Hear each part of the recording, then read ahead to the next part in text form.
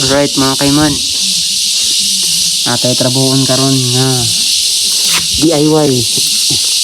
So lustrade ba yung kambyada ingon niya diskarte.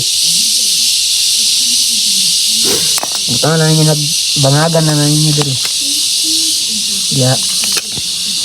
Dayon utangan ninyo ugnat. Ilingan ninyo ugnat. Dayon kanila yun utangan ninyo bolt. Kani siya mo ni mabangga dari para dili ma straight ang kambyada. So wala na welding anak ngani ra nga diskarte.